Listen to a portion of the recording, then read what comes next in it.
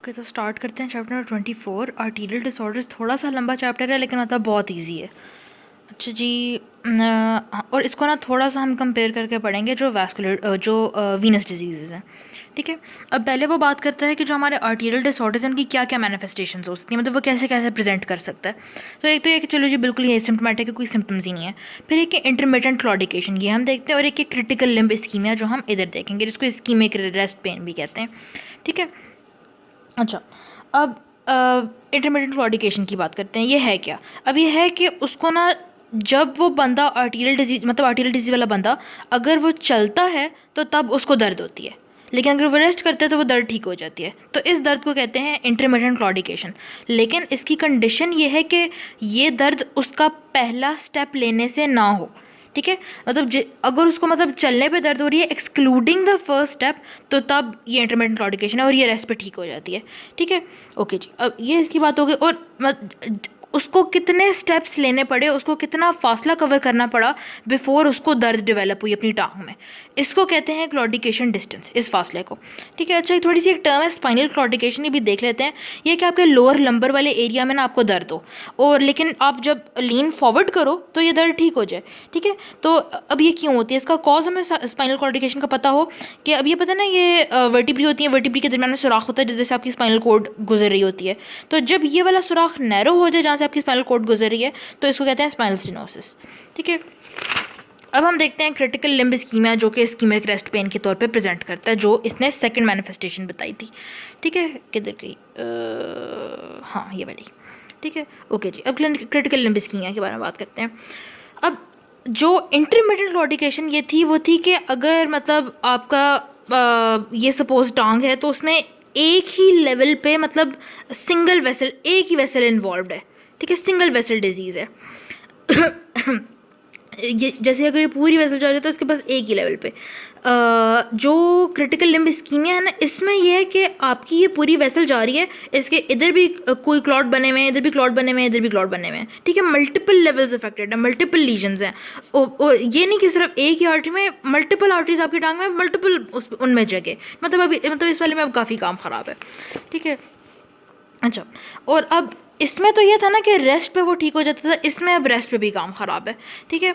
और अब critical limb ischemia के उसने बेसिकली सिम्टम्स बताए हुए हैं, तो यही बात होगी कि अब उसको रेस्ट पे भी दर्द हो रहा है, उसके अल्सर्स भी बन गए हैं, इतना आर्टरी का फ्लो कॉम्प्रोमाइज है कि अब गैंग्रीन डेवलप हो गया। और वो कहते हैं, वो वर्ड बोलता है कि एंकल ब्रेकिंग प्रेशर इंडेक्स भी लो है। ये हम ज़रा इधर बात करते हैं। ठीक है, इसको भी रहने देते हैं। अच्छा, अब जो उसने कहा कि इस्कीमिक रेस्ट पेन भी हो रही होती है, तो इस्कीमिक रेस्ट पेन क्या होती है, इसका क्या सीन है? तो वो एक तो ये कि इसको बस रेस्ट पे दर्द हो रहा है, सिंपल से कहने में तो इतनी बात हो गई। अब ये दर्द किधर होता है? एक तो ये दर्द आपके ना सिर्फ 4 फुट वाले एरिया में डेवलप होता है। ठीक है, स्टार्ट यानी यहाँ से होता है, और कैरेक्टरिस्टिकली उस बंदे को दर्द रात को होता है, इतना दर्द होता है रात को कि वो बेड से उठ जाता है, नींद से उठ जाता है। ठीक है। अब क्यों? अब ऑब्वियसली जब सीधी टांग पड़ी होगी तो इस पर तो ग्रेविटी का कोई इफेक्ट नहीं है। जब टांग मेरी मैं लटकाऊंगी तो ग्रेविटी इस ब्लड फ्लो को प्रोमोट करेगी ना, ग्रेविटी ब्लड फ्लो को हेल्प करेगी।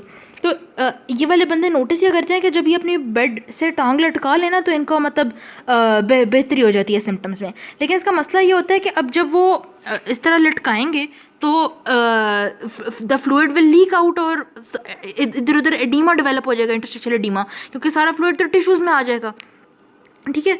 तो अब जब वो लटका के बार बार रखेगा तो इस तरह सारा एडीमा डेवलप हो गया। इससे क्या होता है, एडीमा, अब जब सारा इंटरस्टिशियल टिश्यू ही फूला हुआ है तो आर्टरी बेचारी जो पहले ही नैरोड थी वो तो अब उसके इधर उधर इंटरस्टिशियल टिश्यू का भी प्रेशर का दबाव आ रहा है, तो इस तरह पर और काम ख़राब हो जाता है। तो इस तरह एक विशियस साइकिल स्टार्ट हो जाती है।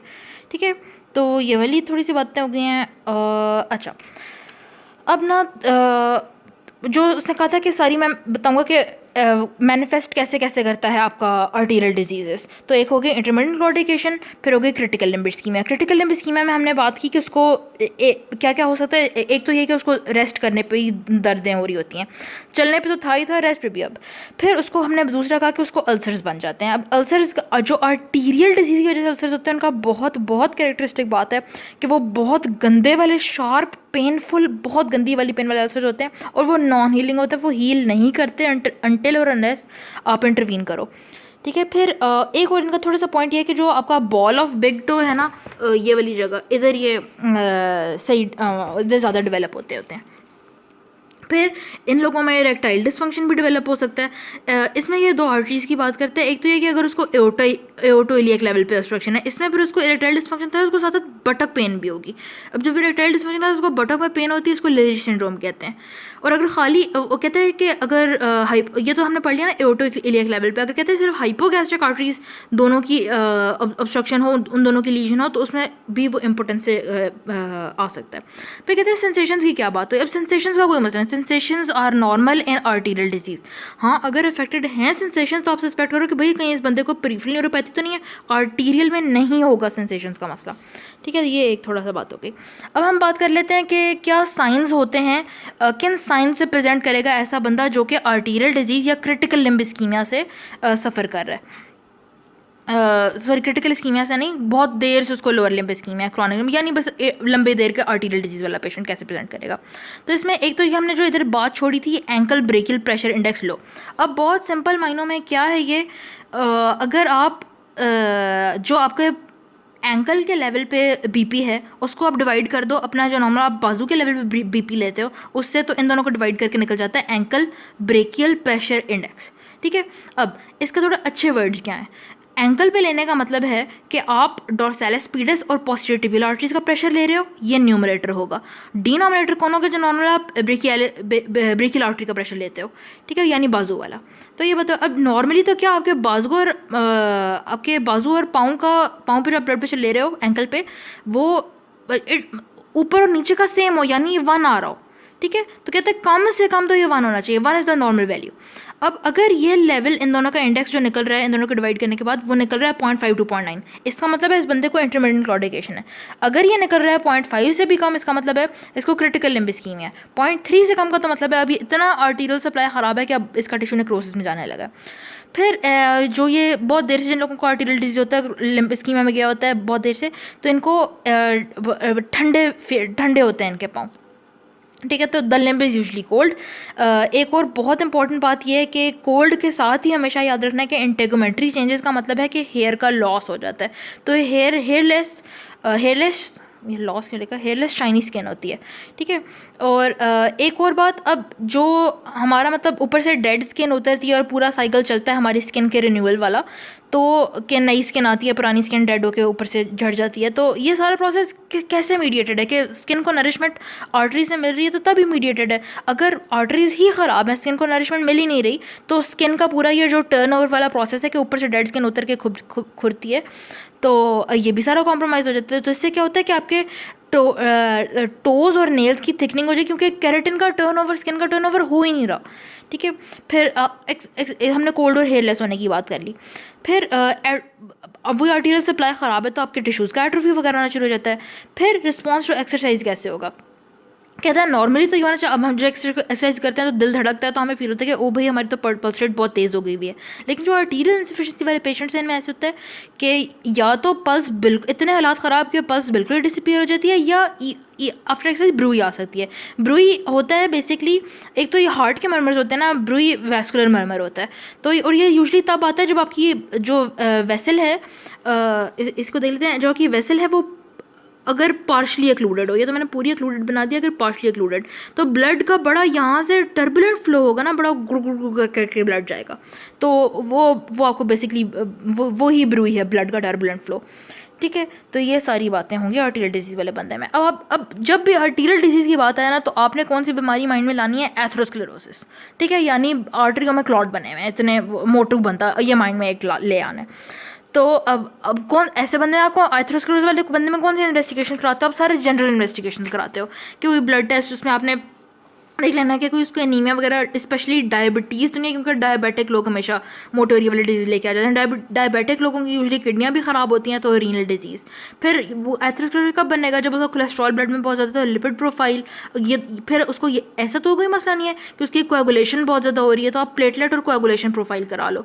और फिर आप देख लो कि उसकी ECG ज़रूर करा लो, क्योंकि कुछ ऐसे डिजीज़ होते हैं कि हार्ट क्लॉट्स भेज रहा होता है, तो वो हम ज़रा आगे जाके देखते हैं, ठीक है। और कार्डियक एको भी आप करा के देख लो कि कहीं कॉर्नरी आर्टरीज की तो एक्लूजन नहीं है, ठीक है। तो ये वाली बात है।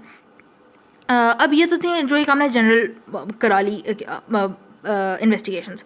स्पेसिफिकली आर्टीरियल डिजीज वाले बंदे में आप क्या क्या कराओगे, तो हर इस आर्टीरियल वाले चैप्टर में भी और अगले वीनस वाले चैप्टर में भी आपने ये इन्वेस्टिगेशन ही है, ठीक है। एक डॉपलर, डुप्लेक्स और सीटी एंजियो। अब डॉपलर बेसिकली उससे यूज़ होता है कि आप वेसलों में ब्लड फ्लो देख लो। डुप्लेक्स क्या है, डॉपलर प्लस रेगुलर अल्ट्रासाउंड, यानी इसमें आप ब्लड फ्लो भी देखते हो और आप इधर उधर नॉर्मल सराउंडिंग टिश्यू का स्ट्रक्चर भी देख लेते हो, ठीक है, जो नॉर्मल अल्ट्रासाउंड होता है जैसे। और फिर सीटी एंजियोग्राफी जो कि आर्टीरियल डिजीज़ का गोल्ड स्टैंडर्ड है, ठीक है। ओके, अब हम देखते हैं कि आपके पास आ गया इन वाली कंप्लेंटों वाला बंदा, अब आप इसको ट्रीट कैसे करोगे, ठीक है। क्योंकि मसला इतना कोई सडन नहीं है, उसका मतलब अक्यूट मसला नहीं है, बस क्रॉनिकली चल रहा है उसको, क्योंकि ऑब्वियसली देर लगी होगी कि उसने फैटी खाने खाए होंगे, एक्सरसाइज नहीं की होगी, तो आहिस्ता आहिस्ता उसकी आर्टरियों में क्लॉट बन के होंगे।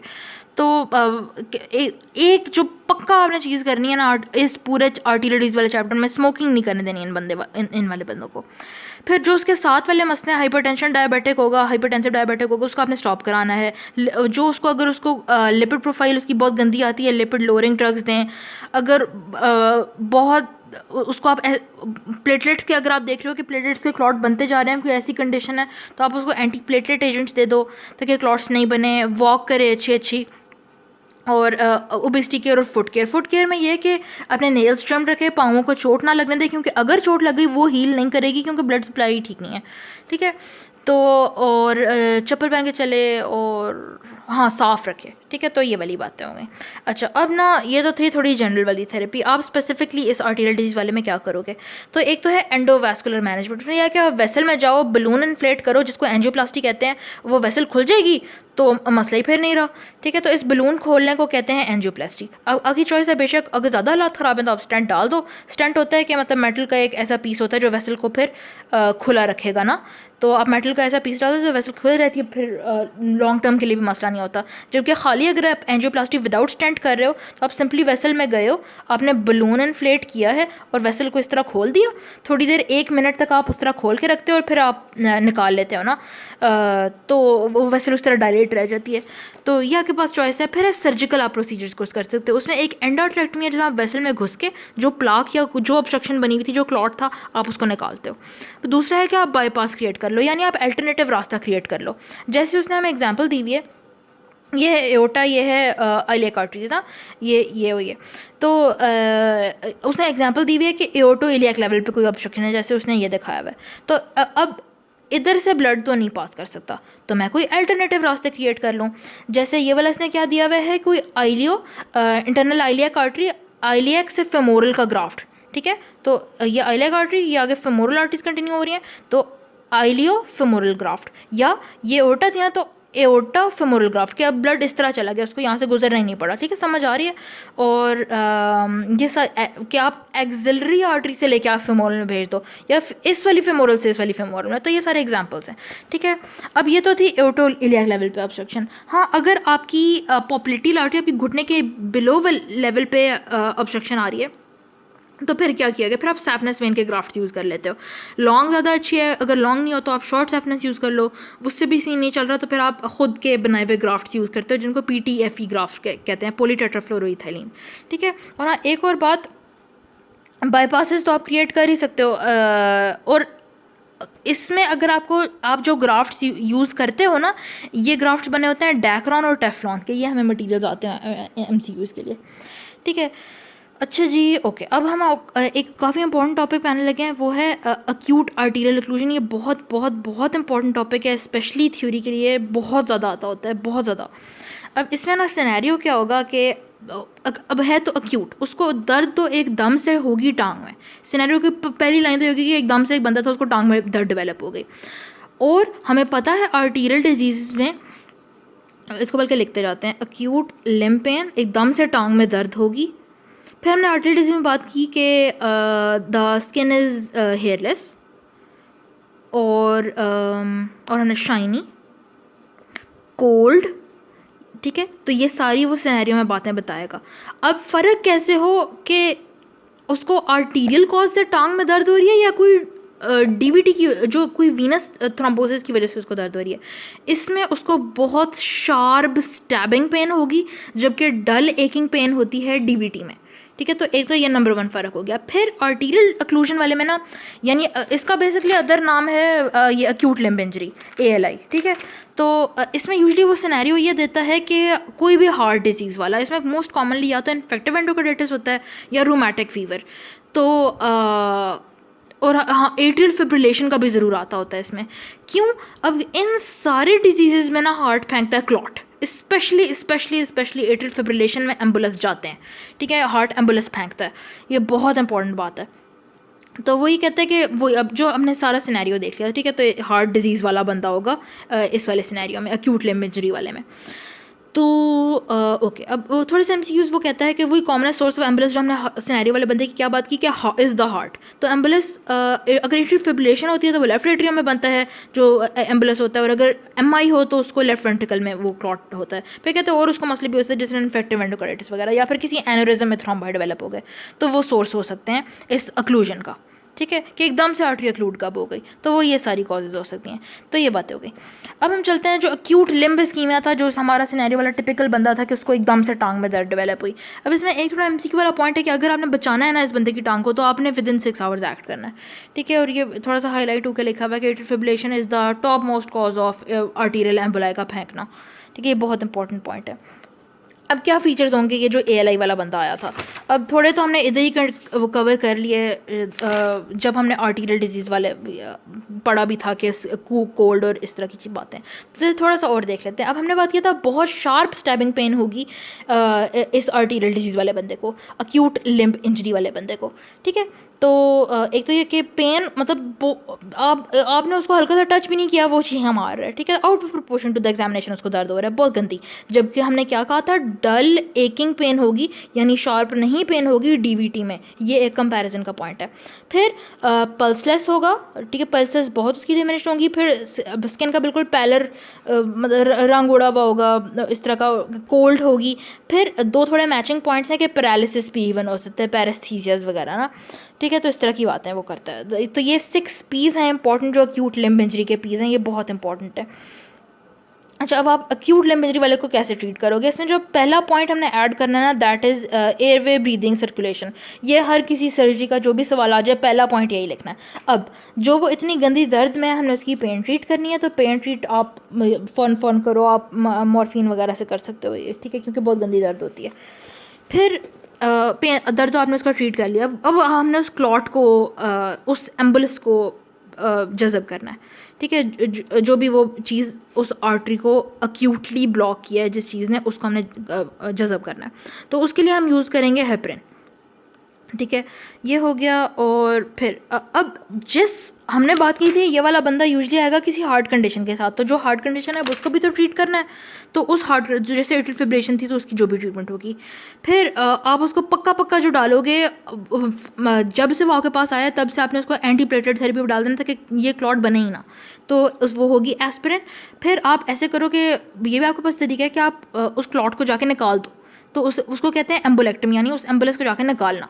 ठीक है, तो उसके लिए आप यूज़ करते हैं फोगाटी कैथेटर। अब इसमें सीन ये होता है कि आप ना ये कैथेटर डाल देते हो, इसके एंड पे बलून होता है, तो ये सारा वो क्लॉट रहा ना, तो आप डालते हो इधर, उससे बियॉन्ड पास कर देते हो। जैसे उस क्लॉट से बियॉन्ड ये कैथेटर जाता है, आप उसका बलून इन्फ्लेट कर देते हो। इन्फ्लेट हो गया, अब आप इसको खींचते हो, तो जब भी खींचेगा वापसी की तरफ ये फूला हुआ बलून, तो ये इस क्लॉट को साथ साथ लेता हुआ आएगा। ठीक है, तो ये क्लॉट साथ साथ बाहर निकल गया वेसल के। फिर ये है कि आप ऐसे एजेंट्स यूज़ करो जो वैसे आपको ये इस तरह की काम करने ही ना पड़े, वो वेसल के अंदर उस क्लॉट को तोड़ दे। तो इसके लिए आप यूज़ करते हो टिश्यू प्लाज्मिनोजन एक्टिवेटर, जिस तरह स्ट्रेप्टोकाइनेज वगैरह होते हैं ना, तो TPA टिश्यू प्लाज्मिनोजन एक्टिवेटर वगैरह। अब कब आपने नहीं यूज़ करना ये जो थ्रोम्बोलिटिक एजेंट्स हैं। अब हम नॉर्मल सोचते हैं किस बंदे में हम नहीं यूज़ करेंगे, वही जिस बंदे को पहले ही खदशा है कि वो ब्लीड आउट कर जाए। जैसे अगर उसको हेमरेजिक स्ट्रोक हुआ है, उसकी अभी रिसेंटली कोई सर्जरी या कोई ट्रॉमा हुआ है, पहले ही बेचारे को ब्लीडिंग डिसऑर्डर है, और प्रेगनेंसी में, इनमें आपने यूज़ कर दिया तो वो ब्लीड आउट कर जाएंगे ये पेशेंट्स। ठीक है, अच्छा, अब हम थोड़े से अब ये तो ख़त्म हो गया, थोड़ी सी और बीमारियां हैं। उनमें से एक ये कि रीपरफ्यूजन इंजरी क्या होती है। अब होता है कि जब लिम्ब इस्कीमिया में गया होता है ना, तो अब उसको ब्लड सप्लाई बिल्कुल भी नहीं आ रही, टिश्यू डेड हो रहा है, तो उस एरिया में सारे आपके न्यूट्रोफिल, मायोग्लोबिन, फ्री रेडिकल और हाइड्रोजन आई, इस तरह की चीज़ें जो है ना आ जाती हैं। क्या रह गया, फ्री रेडिकल, न्यूट्रोफिल्स, ठीक है। ये सारा कुछ जो है ना उस साइट पे ड्यूरिंग इस्कीमिया प्रोड्यूस हो जाते हैं, क्योंकि बॉडी को लगता है कि ओहो भाई टिश्यू तो डेड हो रहा है, तो ये सारे जो हमारी हेल्प जो जो कर सकता है ना, इसको निकालो, शायद ये हमारी हेल्प कर सके, ठीक है। मसला तब होता है जब इस इस्कीमिक वाले टिश्यू में ब्लड सही तरह वापस आता है। जब ब्लड सही तरह वापस आता है, वो इन जो चीज़ें इधर रिलीज हुई थी, ये न्यूट्रोफिल, मायोग्लोबिन, फलाना, वो इनको ले जाता है पूरी बॉडी की तरफ। अब हमें तो पूरी बॉडी में नहीं चाहिए थी, हमें तो सिर्फ उस एरिया में चाहिए थी, लेकिन जब ब्लड वापस आता है तो उन सारी चीज़ों को इधर उधर ले जाता है। अब जब ये पूरी सर्कुलेशन में जाते हैं ना, तो अब ये तो basically they are agents of inflammation, तो हर जगह इन्फ्लेमेशन कॉज करा देते हैं, जिसकी वजह से आप acute respiratory distress syndrome, acute kidney injury, even multiple आपका ऑर्गन फेलियर हो सकता है, ठीक है। तो ये वाली बातें हैं। अब थोड़ा सा काफ़ी इंपॉर्टेंट टॉपिक है, ये है कंपार्टमेंट सिंड्रोम, लेकिन उसका कॉन्सेप्ट काफ़ी ईजी है। जब हमें पता है कि हमारी मसल्स में जैसे ये टांग कर लेते हैं ना, तो कंपार्टमेंट्स बनी हुई हैं, ठीक है कि ओके, तो एंटीरियर, मीडियल और पोस्टीरियर कर लेते हैं, जोन सा भी है ये जगह। तो अब कंपार्टमेंट्स हमारे कैसे बनते हैं, फेशा की हेल्प से ना, ठीक है। अब मसला तब होता है कि फॉर एग्जांपल अगर इस वाली कंपार्टमेंट में एक बोन है, तो इस बोन का फ्रैक्चर हो गया, तो सारा ब्लड जितना भी लीक आउट करेगा वो तो इसी कंपार्टमेंट के अंदर जमा होता जाएगा, और इस कंपार्टमेंट का फिर ये फेशा स्ट्रेचेबल नहीं है, तो इधर ही इस कंपार्टमेंट के अंदर ही अंदर खून आता गया और वो प्रेशर राइज होता गया। ये तो जगह बंद है, ये तो जगह स्ट्रेच नहीं हो सकती, प्रेशर राइज होता गया। अब इस कंपार्टमेंट हड्डी टूटी है, सारा ब्लड जमा हो रहा है, प्रेशर राइज हो रहा है। मसला क्या होगा, जितने भी इस कंपार्टमेंट के अंदर मसल्स थे, उन मसल्स पे दबाव आता जाएगा, वो दबते जाएंगे और उनका ब्लड सप्लाई और कॉम्प्रोमाइज़ होता जाएगा, इतना ज़्यादा प्रेशर हो जाएगा। और फिर एक और बात कि हाँ आई थिंक हाँ ये ठीक है, तो ये इसका कॉन्सेप्ट है। हम इसकी अच्छी इंग्लिश पढ़ लेते हैं कि it is a collection of symptoms जो कि कब रिजल्ट करते हैं, जब प्रेशर आपका मसल कंपार्टमेंट में बहुत ज़्यादा हो जाता है, और इतना ज़्यादा कि आपकी टिश्यू पर फ्यूजन ही नहीं हो सकती, ठीक है, क्योंकि इतना ज़्यादा प्रेशर है तो दबा दिया ना सब कुछ, ठीक है। तो ये वाली बात है। अब इसमें थोड़ा सा एक वो जो बात बताते होते हैं कि जब आप काफ मसल को दबाते हो ना, ये अज्यूम ये कर रहा है कि टांग में इसका वो कंपार्टमेंट सिंड्रोम हुआ है, ठीक है। मोस्ट कॉमनली टांग की जो एंटीरियर कंपार्टमेंट है वो इफेक्ट होती है। ये इंपॉर्टेंट एमसीक्यू है। The most common compartment affected by compartment syndrome is the anterior compartment of the leg, ठीक है। तो जब आप काफ को दबाते हो तो तब इनको दर्द होता है, ठीक है, क्योंकि पहली प्रेशर ज़्यादा है, आप इस तरह दोबारा और प्रेशर लगा रहे हो तो फिर उसको ज़्यादा दर्द होगा। और एक और वो कहता होता है कि जब आप उस बंदे की टांग पे पैसिव स्ट्रेच करो ना, उसका मतलब इस तरह हार्ड रख के आप ऐसे पीछे करो तो उसको बहुत गंदी दर्द होती है, ठीक है। तो ये बातें हो गई। अब कुछ जगह पे लिखा होता है कि लॉस ऑफ पल्सेस होगा, ठीक है। तो इट इज़ नॉट नेसेसरी कि उसकी पल्स बिल्कुल लॉस हो, मतलब हो सकता है कि कंपार्टमेंट सिंड्रोम है लेकिन पल्स फील हो रही हो सकती है, ये लाजमी रूल नहीं है कि पल्स गायब हो, ठीक है। तो ये काफ़ी इंपॉर्टेंट पॉइंट है। अब वो कहते हैं एक और बात ये है कि जब इधर ज़ोर लग रहा होता है और आपके सारे मसल वगैरह डेड हो रहा होता है मसल कंपार्टमेंट में, तो इधर उधर मसल के डैमेज की वजह से मायोग्लोबिन रिलीज होता है। तो वो कहते हैं, और हाँ अब इसकी सॉरी ट्रीटमेंट की हमने बात नहीं की। ट्रीटमेंट सिंपली एक ही चीज़, फेशा का मसला है ना, फेशा की अकड़ का, आप फेशा काट दो, इसका अच्छा नाम है फेशियोटमी, ठीक है। तो अब वो कहते हैं लेकिन आप ध्यान ये रखें कि इस कंपार्टमेंट के अंदर अब निकला होगा इतना ज़्यादा मायोग्लोबिन, तो ये ना हो कि आप काटें तो मायोग्लोबिन हर जगह रिलीज़ हो जाए। मायोग्लोबिन के रिलीज़ होने से यही मसला होगा, ये जो इधर हुआ था कि एयरडियस फलाना, स्पेशली जो मायोग्लोबिन के निकलने से मसला होता है वो होता है अक्यूट किडनी इंजरी, यानी अक्यूट ट्यूबुलर नेक्रोसिस, ठीक है। ये एक थोड़ी इंपॉर्टेंट बात हो गई। ओके, अब हम बात करते हैं एयर एम्बुलिज्म की। कहते हैं एयर एम्बुलिज्म ये तब इंट्रोड्यूस हो जाता होता है कोई भी ट्रॉमा वगैरह, आपको आपने सीवी लाइन डाली है, इस तरह की चीज़ें ना, तो एम्बुलिज्म आ जाता होता है। अब कहते हैं एम्बुलिज्म का मसला ये होता है कि अच्छा अब अगर अगर ये आ गया, ये हार्ट बनाया, ठीक है, ये इसके 4 कंपार्टमेंट्स हैं, right atrium, right ventricle, left atrium, left ventricle, और ब्लड आता है सारा गंदा डीऑक्सीजनेटेड वाला, जब बॉडी सारा यूज़ अप कर लेती है ब्लड, तो ब्लड किधर जाता है, राइट एट्रियम में, एट्रियम वेंट्रिकल को भेजता है, वेंट्रिकल फिर पल्मोनरी आर्टरी से लंग्स को भेजता है ताकि ये ब्लड दोबारा ऑक्सीजनेट हो सके ना। तो सपोज़ ये जो एयर आ गया है वो आपकी एंटर हो गया राइट एट्रियम में, ठीक है, जो एयर एम्बोलिज्म का एयर आया था वो राइट एट्रियम में आ गया, तो ये ब्लड के साथ मिक्स होकर ये फॉर्म बना देता है। अब ये फॉर्म आगे जाके एट्रियम से जाएगी वेंट्रिकल में, वेंट्रिकल से जाएगी पल्मोनरी आर्टरी में, पल्मोनरी आर्टरी में ना जाके ये मतलब सॉर्ट ऑफ एक प्लग टाइप, यानी मतलब एयर लॉक हो जाता है ना यहाँ पे, बिल्कुल एक एयर लॉक, तो ब्लड मतलब कुछ भी फिर आगे नहीं जा सकता, ठीक है। तो इसकी वजह से राइट हार्ट फेलियर की वाली एक कंडीशन डेवलप हो जाती है, ठीक है। अब अगर एम्बोलिज्म इंट्रोड्यूस हो गया तो आप कैसे इसको ट्रीट करो। एक तो ये कि आपने ऑक्सीजन सबसे पहले आपने ऑक्सीजन लगानी है, फिर आप पेशेंट को ट्रेंट-डेलनबर्ग पोजीशन में कर देते हो। ट्रेंट-डेलनबर्ग ये है कि आप उसका सर नीचे कर देते हो, टांगें ऊपर, तो यानी बेड को आप ऐसे टिल्ट कर देते हो ना, तो इससे एयर फिर इधर नहीं आता, एयर ऊपर जाता है ना, तो एयर फिर टांगों की तरफ जाएगा और हार्ट की तरफ नहीं आएगा, तो फिर ये मसला नहीं प्रोड्यूस होगा। और कहता है बहुत ही सीरियस केस है तो आप नीडल डाल के राइट वेंट्रिकल में आप उस एयर को एस्पिरेट कर लो, ठीक है। तो ये एक बातें हो गई। अब थोड़ी सी वो और वेसल्स के डिजीज़ की बात करें जिसमें वेसल्स स्पैज़म में चली जाती हैं। तो उसमें सबसे पहला डिजीज़ है थ्रोम्बोएंजाइटिस ऑब्लिटरेंस, जिसको बर्गर्स डिजीज़ भी कहते हैं, बर्गर्स जो भी प्रोनाउंसिएशन है। अब इसमें पक्का जो एक बात, जब भी बर्गर्स का नाम आए ना तो पक्की बात जो याद रखनी है वो है स्मोकर वाला बंदा। हमने बात की थी कि जब भी ये वाली डिजीज़, पूरा जो चैप्टर है इसमें हमने स्मोकिंग नहीं करने देनी है लोगों को, तो इसका टिपिकल जो बंदा होता है, अब इससे हम बर्गर वर्ड याद रखते हैं, तो बर्गर कौन यंग लोग खाते हैं ना, तो वो यंग बंदा होगा, यानी male under the age of 30, और वो पक्का स्मोकर होगा, ये इसका सिनेरियो होगा, ठीक है। तो एक्सपोजर ऑफ टोबैको इस बीमारी का सेंट्रल चीज़ है। इसमें यूजुअली जो वेसल्स इफेक्ट होती हैं वो होती हैं स्मॉल और मीडियम साइज्ड, और वो भी अपर या लोअर एक्सट्रीमिटीज़ की। आर्टरीज स्मॉल और मीडियम साइज़, और अगर वेंस हों तो वो आपकी एक्सट्रीमिटीज़ की वेंस होती हैं। तो ये बात हो गई। अब वो क्लासिक प्रेजेंटेशन में बात की कि यंग मेल होगा, स्मोकर होगा, ठीक है। अच्छा, अब इसकी ट्रीटमेंट की आप बात करते हैं, वही बात कि स्मोकिंग आप ना करो, फिर आप अगर दवाइयाँ यूज़ ही करनी है तो कौन सी हैं जो वेसल्स की आपकी डायलेट कर सकें वेसल्स, क्योंकि इसमें थे ही ये सारे वेजोस्पास्टिक डिसऑर्डर्स कि आपकी वेसल्स स्पैज़म में चली जाती है, ठीक है। इसमें कोई क्लॉट वगैरह का मसला नहीं है, it is non atherosclerotic.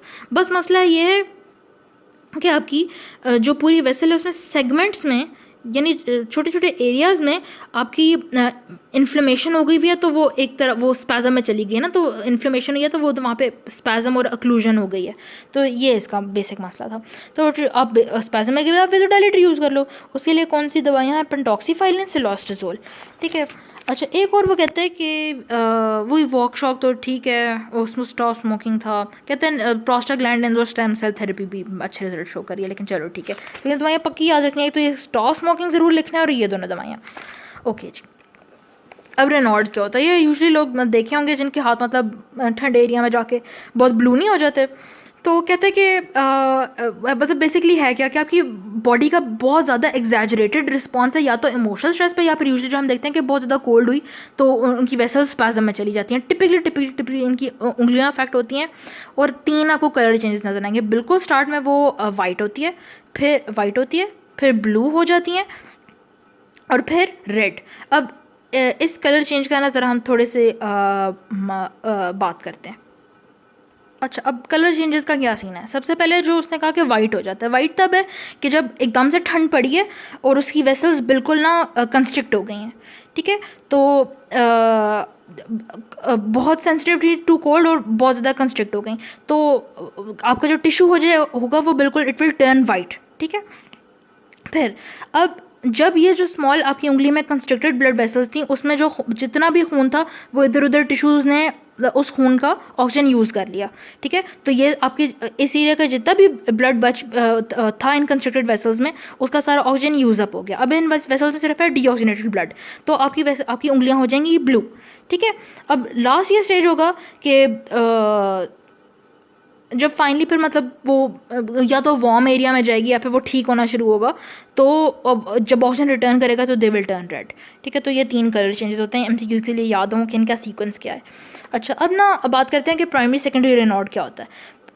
Primary वो होता है कि मतलब आपको कुछ पता नहीं कि कॉज क्या है, ठीक है, तो इसको कहते हैं कि रेनॉल्ड्स डिजीज़ भी बोलते होते हैं। सेकेंडरी वो है जब it is secondary to some other disorder. तो अच्छी बात यह है कि उन डिसऑर्डर्स का नाम भी ना एस से ही स्टार्ट होता है। तो वो कौन से डिसऑर्डर होते हैं जिनमें सेकेंडरी रेनॉल्ड होता है?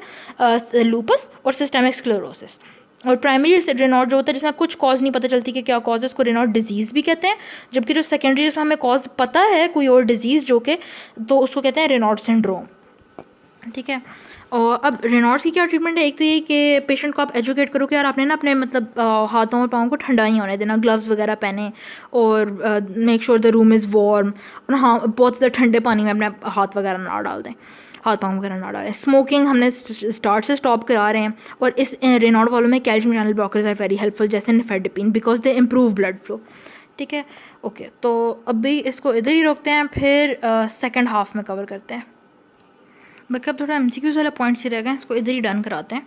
अच्छा, एनेरिज्म का थोड़ा सा ना क्लासिफिकेशन इंपॉर्टेंट है और इसकी मैनेजमेंट, ठीक है, और कुछ इसके एमसीक्यूज़ बहुत इंपॉर्टेंट है। एनेरिज्म होता क्या है?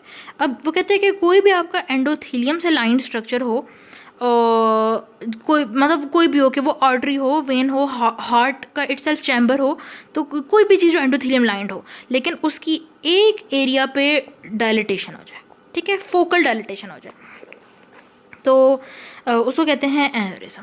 अब सबसे ज़्यादा कॉमन आर्टीरियल वाले ही एनेरिज्म होते हैं। अब क्लासिफिकेशन हम देखते हैं कैसे कैसे हम एनेरिज्म को क्लासीफाई कर सकें। एक तो ये है कि अकॉर्डिंग टू शेप, तो इसमें सबसे पहले है फ्यूसीफॉर्म। अच्छा, फ्यूसीफॉर्म में बिल्कुल ऐसे वो मसल की टाइप से हम नहीं फ्यूसीफॉर्म पढ़ते थे, तो कि मतलब ऑल अराउंड एक ऐसा बन गया ना, ठीक है। सैकुलर में क्या है कि एक साइड पे आउट पाउचिंग जैसे हो गई, तो it takes the form of a pouch. और ये बात हो गई। फिर कहते हैं कि ट्रू या फॉल्स हो सकता है।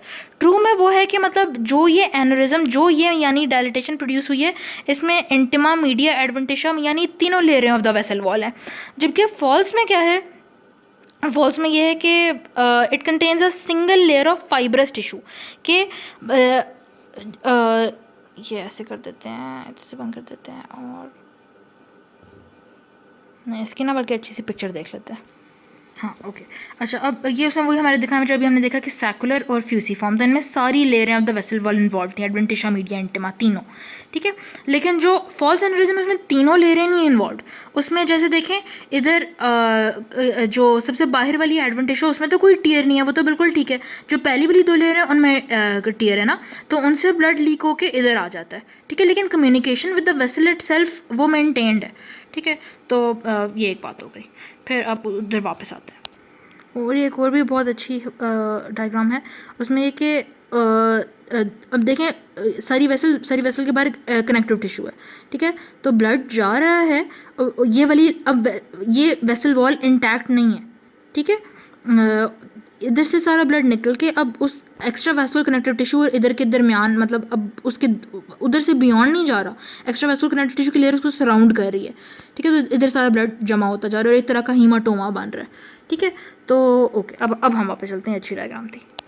ओके, अब ये हो गया कि वेसल क्या क्या मतलब वॉल क्या क्या उसकी एनेरिज्म वॉल कौन बना रहा है उसके अकॉर्डिंग टू शेप। अब हम देखते हैं अकॉर्डिंग टू द कॉज। तो उसमें हो सकता है कि क्लॉट की वजह से, एथरोमा की वजह से तो नहीं है, ट्रॉमा की वजह से, कोलैजन डिजीज़, फिर माइकोटिक का कहता है माइकोटिक। अब माइस वाला जब भी हम MYC देखते हैं तो फंगस माइंड में आती है, कहता है लेकिन फंगस इसमें कोई कॉज नहीं होगी, इसमें बैक्टीरिया कॉज होती है, ठीक है।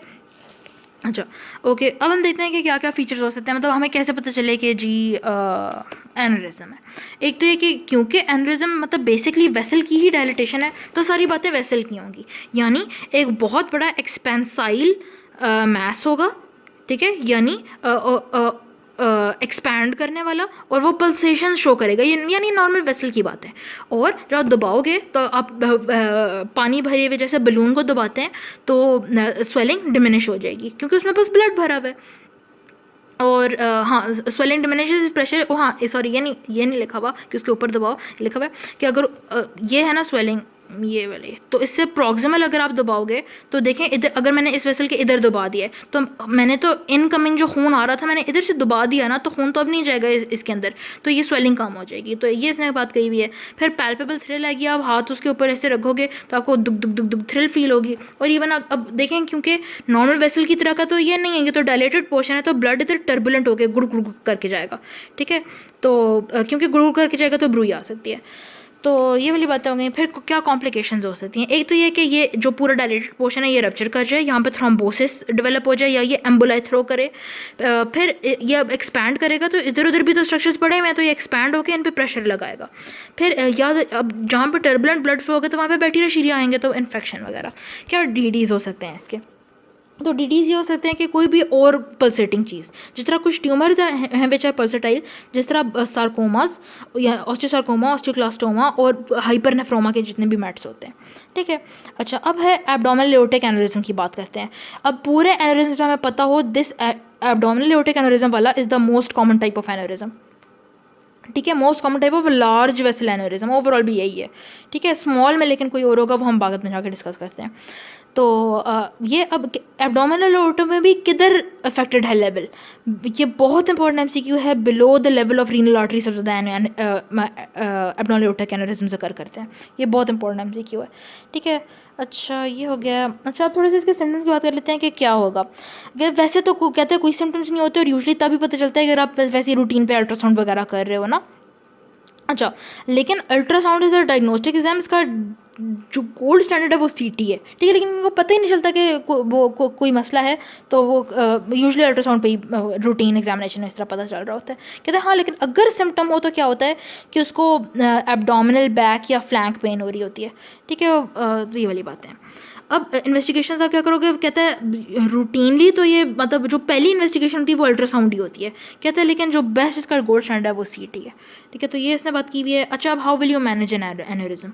कहते हैं अगर वो 5.5 सेंटीमीटर इन मैन या 5 सेंटीमीटर इन वेमेन से कम है और एसिम्प्टोमेटिक है तो आपको कुछ भी नहीं करना। ठीक है, बस आप ऑब्जर्व करें रेगुलरली कि बहुत ज़्यादा बड़ा तो नहीं हो गया। हाँ, अगर वो बड़ा हो जाता है 5.5 से ज़्यादा, फिर आप सर्जरी करोगे। ठीक है, अब कहते हैं नॉर्मल आपने एसिम्प्टोमेटिक वाले की मेडिकल मैनेजमेंट करनी है तो आप क्या करो? स्मोकिंग हम स्टार्ट से स्टॉप करा रहे हैं, बीटा ब्लॉकर्स, क्योंकि यूजुअली होता है कि जो बहुत ज़्यादा कोमॉर्बिड्स वाले लोग, जिस तरह हाइपरटेंसिव्स वगैरह, इनको एनेरिज्म्स डेवलप हो जाते हैं, तो बीटा ब्लॉकर्स वही स्टैटिन्स और जितने भी रिस्क फैक्टर्स हैं वो रिड्यूस करें।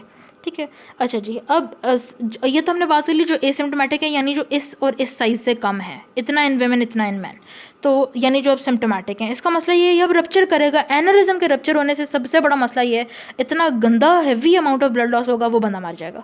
ठीक है, इसमें नहीं बचते होते हैं एनेरिज्म फटने से, बहुत कम लाइकली है। ठीक है, तो इसको तो फ़ौरन ही ट्रीट करना है। अब रप्चर्ड एनेरिज्म की वो बात करते हैं कि किधर किधर रप्चर हो सकता है।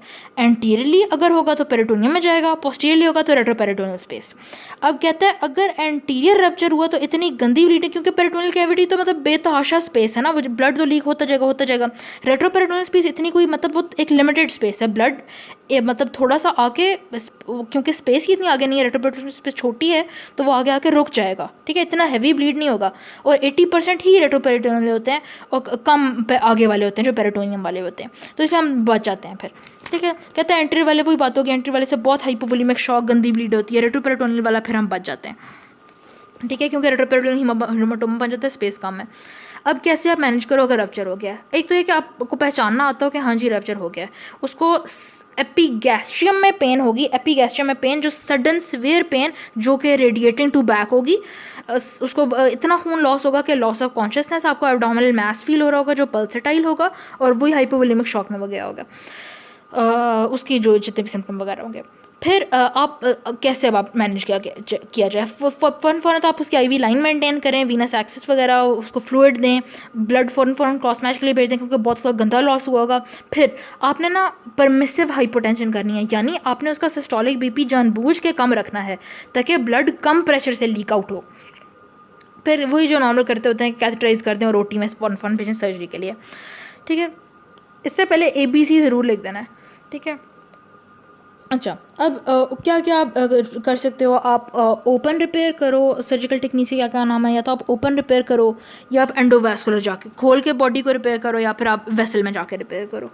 तो ये बातें हो गई। अब पॉपुलेटल एनेरिज्म का क्या सीन है, कहते हैं हमने बात की थी ओवरऑल मोस्ट कॉमन एनेरिज्म कौन सा है, एब्डोमिनल एओर्टा का, और छोटी आर्टरियों का मोस्ट कॉमन कौन सा है, पॉपुलेटियल, छोटी, और सॉरी छोटी नहीं, पेरिफेरल।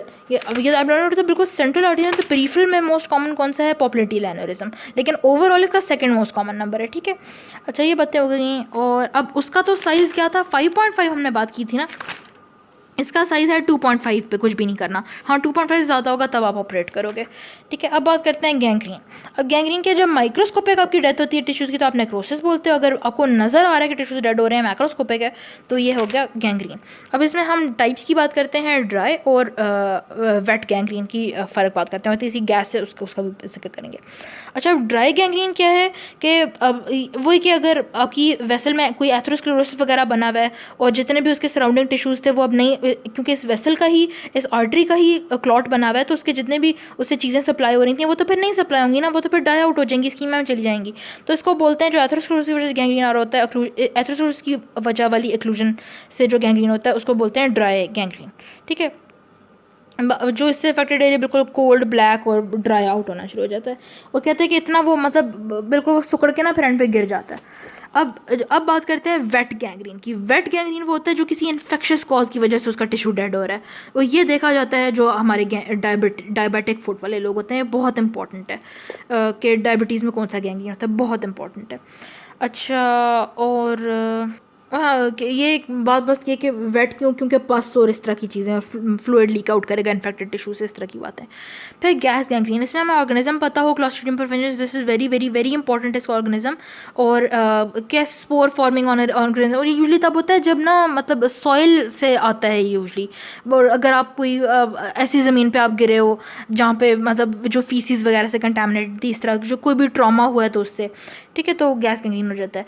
इसमें एक बहुत इसका करेक्टरिस्टिक एमसीक्यू वाला पॉइंट भी है कि क्रेपिटस आएगा, जिस तरह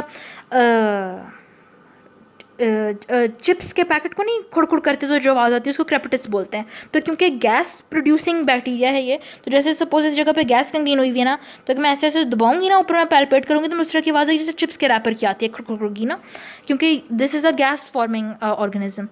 तो ठीक है, अब ट्रीट आप कैसे करोगे, इसकी ट्रीटमेंट इंपॉर्टेंट है, स्पेशली ट्रीटमेंट में बात की मेट्रोनिडाजोल और हैवी हाई डोज एंटीबायोटिक जिस तरह पेनिसिलिन। लेकिन ज़्यादा ये होता है कि इतना काम ख़राब हो गया होता है कि आपको जितना भी वो आपको एम्पुटेट करना पड़ता है, ठीक है। लेकिन अगर वो नहीं और बात बन रही है, जितना भी नेक्रोटेड टिश्यू आप उसको सर्जिकली ना खुरेद दो, आप उसकी डिब्रीडमेंट और एक्ससिजन कर दो, ठीक है। तो पहली क्या ट्रीटमेंट हुई कि आप सर्जिकली एक्सरसाइज करो डेड टिश्यू को, एंटीबायोटिक स्पेशली आपने एंटी पेनिसिलिन के बाद मेट्रोनिडाजोल बहुत इंपॉर्टेंट है इसकी ट्रीटमेंट में। और लेकिन ज़्यादा काम ख़राब हुआ तो एम्पुटेशन करनी पड़ती है। अच्छा, अब एम्पुटेशन की थोड़ी सी वो बातें करता है, जो कहते हैं एम्पुटेशन की 3 इंडिकेशंस हैं, या तो टिश्यू डेड है, डेडली है, या बिल्कुल डेड लॉस। अब डेड वो है कि मतलब उसकी ब्लड सप्लाई बिल्कुल कट ऑफ हो गई हुई है, और मतलब अब नेक्रोसिस मतलब बस हो गया है, मतलब इतना काम ख़राब कि टिश्यू डेड है, ठीक है, तो डेड। फिर डेडली कि वो आपके लिए हार्मफुल आगे जाके हो सकता है, जिस तरह अगर मॉइस्ट गैंग्रीन है क्योंकि आगे इन्फेक्शन जाएगी, या अगर कोई नियोप्लाज्मा है तो वो फैलेगा, तो इसमें आप इन केसेस में आपने एम्पुटेशन करनी है। फिर डेड लॉस वो है कि इतनी डैमेज हो गई हुई है कि मतलब अब वो कोई वापसी नहीं है, इररिपेयरेबल डैमेज है, जिस तरह बहुत ज़्यादा क्रॉनिक है ऑस्टियोमाइलाइटिस, या बहुत गंदी उसको इतनी दर्द हो रही है कि वो अपना नॉर्मल फंक्शंस नहीं कर सक रहा, जिस तरह न्यूरोपैथिक पेन, ठीक है। तो इस तरह की बातें। अब वो थोड़ी सी एक बात करते हैं, ये एमसीक्यू के लिहाज से है कि the indication for to amputation is wet gangrene, ठीक है, यानी वेट गैंग्रीन में आपने एम्पुटेशन करनी है ताकि इन्फेक्शन आगे नहीं फैले। बट ड्राई गैंग्रीन वाले को आपने नहीं करनी, क्योंकि वो खुद ही मतलब सुकड़ के फॉल ऑफ कर जाएगा, ठीक है।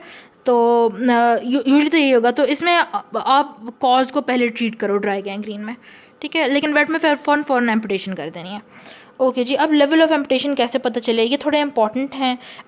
टो की इम्पोर्ट कहते हैं सबसे कॉमन एम्पुटेशन टो की करनी पड़ती है, और किधर आपने करनी है, जो जैसे ये टो है तो उसकी जो प्रॉक्सिमल वाली फैलिंग्स है ना, ये वाली, उसकी शाफ्ट पे आप कर देते हो, ठीक है। तो अब ये टो है, इसकी प्रॉक्सिमल फेलेंक्स की शाफ्ट पे आप करते हो। ठीक है, ये हो गया रे एम्पुटेशन। अच्छा, रे एम्पुटेशन क्या होती है कि अच्छा ये वाली बेसिकली रे एम्पुटेशन है जिसमें आप पूरा टो तो आप निकाल ही रहे हो और ये आपकी मेटाटार्सल है ना, तो उसके शाफ्ट के थ्रू आप इंसिजन करते हो। ठीक है, तो ये सारा कुछ निकल गया और this is a tennis racket shaped incision, क्योंकि देखिए टेनिस रैकेट की शेप का ये बच गया। तो ये वो वाली बातें हो गई। फिर एक ट्रांस मेटाटार्सस का सबसे आसान नाम है कि जितनी भी मेटाटार्सस थे उनके ट्रांस, उनके थ्रू, तो जितनी भी मेटाटार्सस थी उनके थ्रू कर दिया। अच्छा, फिर साइंस एम्पुटेशन क्या होती है कि टिबिया और फिबुला को आप काटते हो जस्ट अबव द एंकल ना, तो ये एंकल जॉइंट से जस्ट अबव आप टिबिया और फिबुला को इस तरह काट देते हो। इसमें केयर थोड़ी सी, क्योंकि पोस्टीरियर टिबियल वेसल्स गुजर रही होती हैं तो उनको बचाना है। अच्छा, एक ना इंपॉर्टेंट सवाल पूछा जाता है कि कैसे डिटरमिन हो कि आपने लेवल ऑफ एम्पुटेशन किधर करनी है। किसी ऐसी जगह पे एम्पुटेशन करनी है जहाँ पे प्रोस्थीसिस आप फिर लगा सको। ठीक है, उसके थ्रू फिर रिहेबिलिटेशन पॉसिबल हो। ये बहुत इंपॉर्टेंट सवाल वो वाई में पूछते होते हैं कि कैसे बचे एम्पुटेशन किधर करनी है। तो ये हो गई साइंस। फिर अब है बिलो नी और अबव नी। इन दोनों का सिंपल तरीका ये है, किधर है इसकी डायग्राम। अच्छा, हम ऐसे ये बनाते हैं, ये अच्छा ये नी बनाया है। ठीक है, अब देखते हैं अबव नी और बिलो नी दोनों क्या हैं। बिलो नी है 8 to 12 centimetre below knee, above knee है 8 to 12 सेंटीमीटर अबव नी। बस बात ये ख़त्म हो गई। ठीक है, अच्छा तो बिलो नी तो ये हो गया वही 8 to 12 centimetre from the tibial tuberosity. ठीक है, वही बात कि यहाँ पे क्यों करनी है, क्योंकि प्रोस्थेसिस फिट हो सकेगा। ठीक है, यानी आर्टिफिशियल लेग वगैरह उसमें कोई भी लगानी है। अबव नी, अच्छा अबव नी में वही बात कि आप 12 centimetre proximal to the knee joint करोगे। बिलो नी का क्या पता था 8 to 12 सेंटीमीटर ही, लेकिन बिलो द टिबियल ट्यूबरोसिटी। ठीक है, तो अब अबव नी का एक और से बात की हुई कि जो आप फिर कटी हुई स्टंप आप छोड़ो, तो ये स्टंप एट लीस्ट 20 सेंटीमीटर की होनी चाहिए ताकि ये प्रोस्थेसिस में फिट हो सके। ठीक है, अच्छा यानी जो कटा हुआ हिस्सा है वो एटलीस्ट 20 सेंटीमीटर का हो। ये थोड़ी सी बात है। और हाँ, अच्छा अब इसने थोड़ा सा दिया हुआ है कि प्री आप कैसे करते हो प्रिपरेशन एम्पुटेशन जिस बंदे की करनी है ना, वो आप उसको पहले एजुकेट कर दो कि भाई तुम्हारी टांग कटने लगी है, इसकी क्या क्या बुरी बातें होंगी। फिर एज हैं 3, आप उसका एनीमिया ठीक करो, एनाल्जेसिया दो और एंटीबायोटिक कवर अच्छा सा, और फिर फिजियोथेरेपी की, फिर वो प्रोस्थेसिस के साथ कैसे वॉक करे और इस तरह के काम। फिर पोस्ट ऑप केयर आप कैसे करो, उसको दर्द बहुत गंदी होगी, पेन रिलीफ देना है, और जल्दी उसको मूव करते रहें इधर उधर ताकि उसके पड़े पड़े अल्सर्स ना पड़ जाए।